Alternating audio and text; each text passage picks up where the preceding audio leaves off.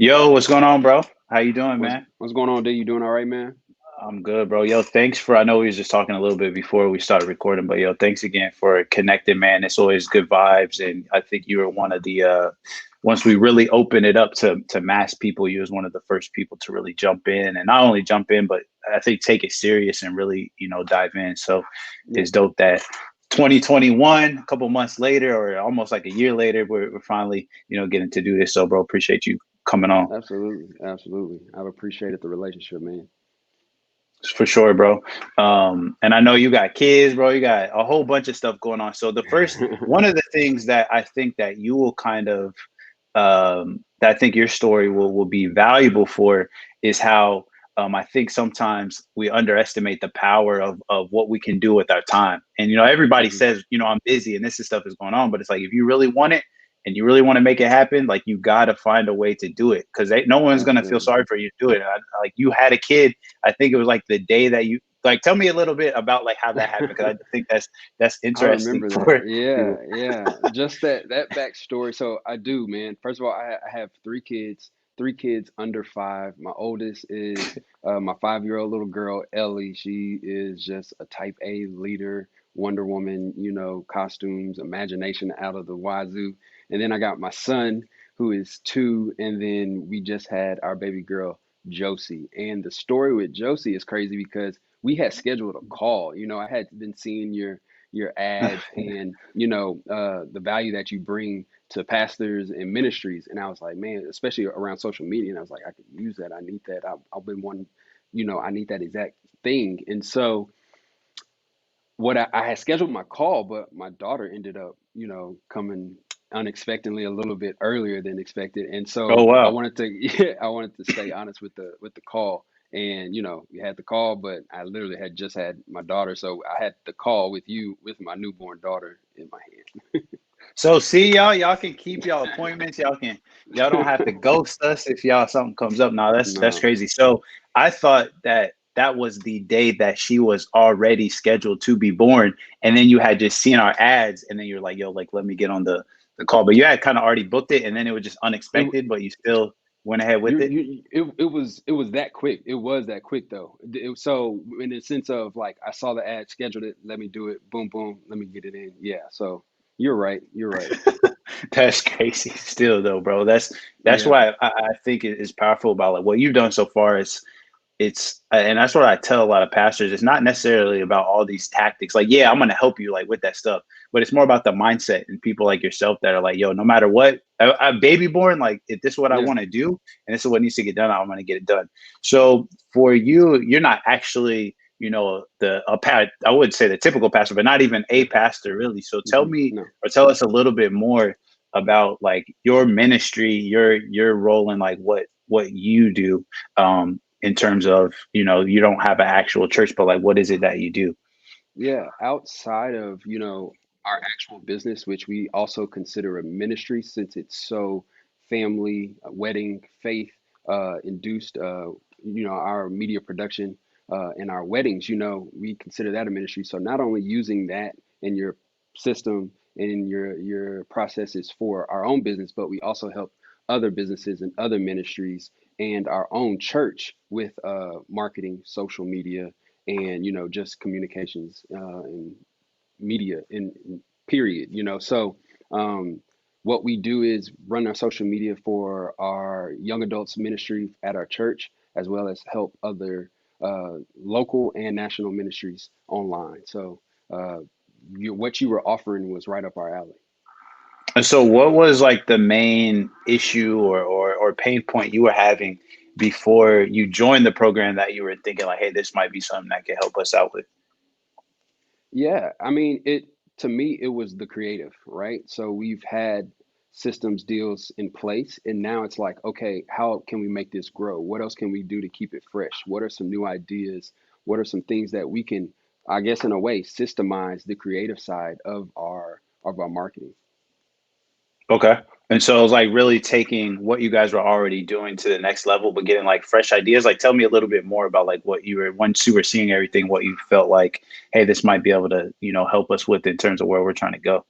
Yeah, so your content really helped us in the sense of repurposing our content that we already had. So that's a creative way in which you can use something that you've already have, you know. So I mean, in that sense, ways to use the different platforms, how you can use that, when and how and where you should use certain content.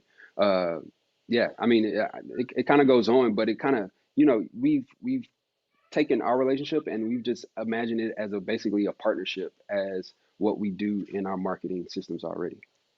So talk a little bit more about like who, when you say your church, like who you're helping, because I see a lot of churches that I talk with that feel like we can only help people that are like at ground zero that haven't created a Facebook page, they have absolutely Hmm. nothing. And I'm like, um, they're like, is this just basic? Is this for only people that haven't started, or like who is this for? And I think it goes to show like anybody could use a coach, or anybody could use Yeah. extra information. It doesn't have to be the whole thing. It could be like a little piece that you're looking for. So kind of talk about like who you the main church I guess that you're working with, and then what you felt like was I guess like missing, and what you felt like would take that to the next level. Yeah, so the ministry is called Generate Nation, and that's the young adult ministry of Oak Cliff Bible Fellowship in Dallas, Texas, where Dr. Tony Evans is our pastor. And so, yeah, of course, there is systems and infrastructure is in place even for the church size of Oak Cliff Bible Fellowship. But even, if even a church at that size, an organization at that size is always building new ministries and building, Right. new services. And so there's always a need to communicate, the work that we're doing inside the four walls as well as outside now, especially during the pandemic. So yeah, I mean, it could be used at any size church, smaller church that is just getting started, or even one that is already established. And so, what was your role at Oak Cliff, like before you joined the program? Like, what type of things were you helping them out with on a day to day, Yeah, or weekly yeah. basis, or however often? Yeah, same, pretty much the same thing. So, a lot of video production, helping in the young adult ministry, and so yeah, it pretty much in that before I was kind of doing the same thing. Now after joining, we're just doing it a little bit better. Okay. Let me see. What was the So, was there any other programs or people that you were looking into before you found us that you were thinking might have been able to help you? And if so, what made you choose Church Social Media Made Easy over that? Like, what was so appealing to you about it? Yeah, I hadn't really seen anything. I had seen, maybe a couple of videos or so on like YouTube or something like that that dealt specifically with churches. Um, and so, seeing you, your personal brand, resonated with me. And so I felt like, especially after the call, we would be able to have a relationship afterwards, right? So that was really the Right. most important thing to me. Is this somebody that I can still talk to, call, have access to afterwards in order to get the information, you know, that I know I don't even know that I need right now. You know what I mean? So Right, right, right. that was pretty much the most important thing to me, being able to trust you and see the work that you've already put in and what you've done, and so and just and have a partner and a guide as we continue to build ourselves. And so for you, it was more so like, hey, I want someone that's specifically with churches and not just social media in general for Yeah, everybody, and then yeah, also like a partnership. absolutely. So, I mean, we work with other businesses, entrepreneurs, artists, um, niches outside of the church, but we were looking specifically for strategy and results within the church ministry niche. And so, once we found a specialist in that niche, because we do have, multiple clients within that uh, niche, that was perfect. And I was like, great, this can help solidify some thoughts we were maybe thinking. We can get some new ideas, find out how to systemize a couple things, So it was just I guess use it as a business resource to continue to build upon our own systems and help our clients even more. Do you feel like that's something that might hold? churches back that have started going, not the churches that are obviously have nothing, but let's say a church maybe not as big as Oak Cliff, but somebody that's on YouTube, Instagram, these different platforms, that they Hmm. have the people that know about the lighting and the audio and the visual, and they can edit videos and do all this stuff, but they don't know like the exact strategy. They know how to create the content, but like, how do we apply this for church specifically, and how to actually get the results we want, which isn't just Yeah. views, but new Yeah. members, increasing tide, deeper relationship. Do you see that something that as something that people are struggling with? Oh, I definitely think it's a struggle, and 2020 just proved that, right? So it shook us Right. all up, and those who were ready, you could see the difference. During those first few months, you saw who could easily make the transition online, or just now continue to do what they were already doing and tell people, hey, just meet us on YouTube, Facebook. We can't come in, or had the media, and it's, you know, I don't want people to think it's a financial issue, right? It's sometimes just a knowledge issue, because you could use the basic tools that you carry in your pocket to still get your message out. And so Right. just knowing and having the knowledge and the information is pretty much really all you need to be able to get the message out. And why I love what you're doing is the church has the most important message of all, which is the church, Facts. which is the message of Christ and the gospel. And so we got to get that out. And so, yeah, I mean, that would be my biggest fear, is that people would think, oh, well, I don't have the money, I don't have the tools. Well, if you have a computer, if you're probably watching this on your cell phone, you can do it. Right. And I think, that's one of the things that I guess the two scenarios, and you can tell me how you feel about this, but I see some churches that have the money and they have the lighting and the fancy cameras and all this stuff, but they don't really know what to do with it. It just Yeah, looks yeah, better, but it's like, yeah, what do we actually do? Or you have yeah, the churches that haven't started and they're like, I haven't started because I don't have the lighting in place. I don't have the fancy yeah, cameras. I don't have all this stuff. And I think what we've come to realize is it's more about the message. I yeah, always tell people, if you're on the side of the road and your tire blows up and you go look on YouTube on how to change a tire, fix a flat, are you going to make sure that that video is in 4K? Are you going yeah, to go, oh, nah, this dude, like the quality ain't on point. Like he's yeah, not mic'd yeah, up. Or do yeah, you just care that he can fix your problem? And so I feel like the quality is the icing on the cake. But the main thing is like the message. With you guys, as big a church as you guys are, what do you feel like has helped you guys like connect the most with like people and help you guys grow and stay alive like during these times? yeah. Exactly what you're saying. So I think it's always, like you said, the message, and then the distribution of it, right? So what we like to say is it's the content and the distribution. You got to have them both, but you really have to have distribution. How we like to view, it is basically, you know, if you have good distribution but not a good content, you're just going to burn the ship faster. More people will just know about a bad product, right? But Right, if you right, right, have right.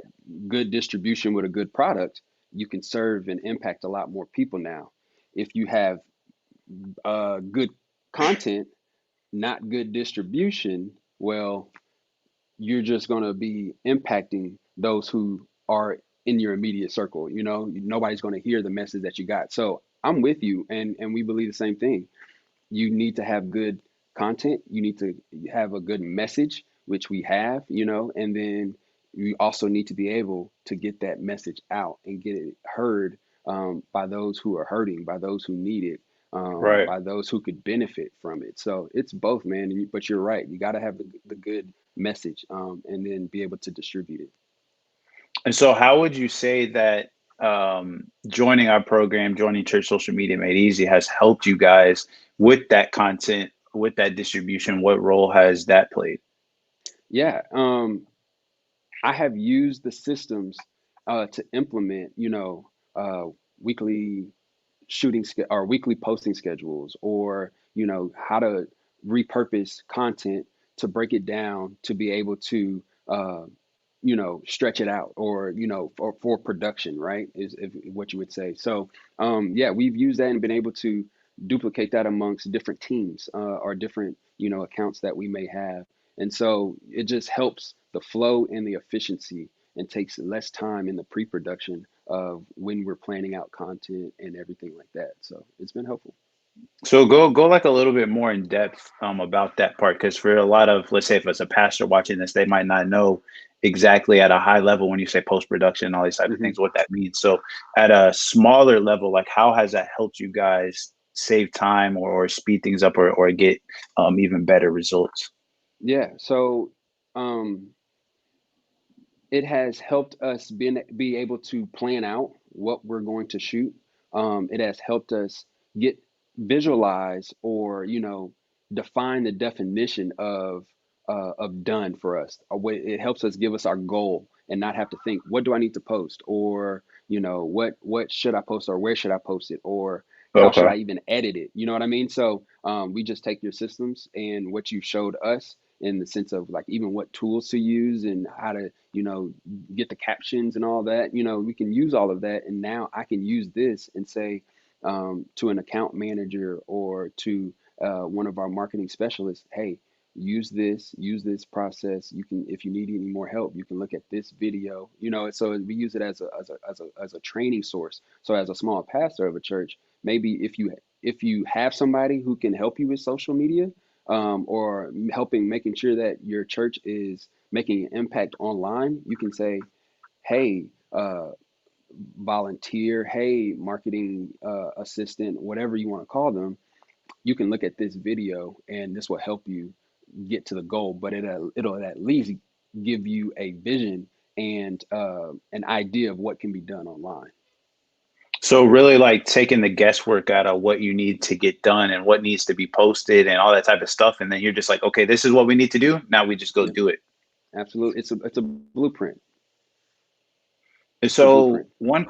one question I get is um, like how experienced, how tech savvy, how knowledgeable in social media does somebody already have to be? And your personal experience with it, how easy would it be for kind of anybody? Let's say because you guys have like a team of people that maybe already do this that you've hired, right? And you're Hmm. working Hmm. with churches, and you're kind of the one that's building the team. Let's say Hmm. as a pastor, and you're finding volunteers to do this and people that might not be getting paid, how easy do you feel like it would be for them to just jump in and start doing some of the stuff you guys are doing? Yeah, if they can read, they can do it. If they can read, Right. they can do it. That you give us the recipe. You know what I mean? So it's reading and following instructions. If they can know how to surf the internet, that's great. Um, if they have a phone, you really break it down step by step. So if you can read, listen, and follow instructions, you shouldn't have a problem at all. And so I know for you, and it's probably just because of, you probably grasped, not that you grasped the information better, but you kind of knew some of this and you were just looking for the blueprint and you already Hmm. knew the how to, but you just didn't know some of the what. Talk a little bit about some of the extra support that you've seen that we offer and how you feel like that might be able to benefit someone, even though we try to make it as easy as possible. But some of that, and we were even talking about this before we got on here, but some of the additional support that we offer outside of just, hey, this is what to do. Yeah, yeah. To me, that additional support, that ongoing support, is more important than what is in the actual course or program itself. And so we've been able to ask you questions, and we've been able to get your advice, or just ask you what you think about some things that we're doing with some of our clients. And so being able to have you as a resource that's kind of a trusted advisor in our ongoing clients, and that brings more value to our clients, but then that also helps the group, right? So the questions that we ask in the group, other pastors, other marketing department leads, whoever may be in there, will also see those questions, and we can build community and figure out how to you know collectively as the church get the message out. So it just helps build up each other as a Right. community, but collectively we're still fighting on the same team for the kingdom, and so it just helps everybody. And what type of results do you feel like, or what type of impact do you feel like you guys have been able to make now since you joined that maybe you guys weren't able to make before, or struggling to goals you guys were struggling to reach before joining?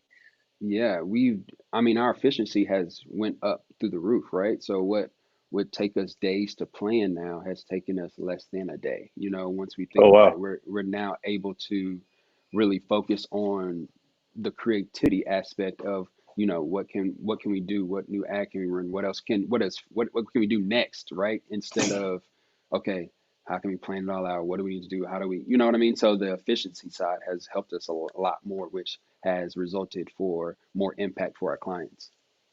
And let's talk about as far as like Oak Cliff, like what type of you guys being more efficient with a church of that size, how does that impact all of that? Like I know some people might say, well, does that even make a difference?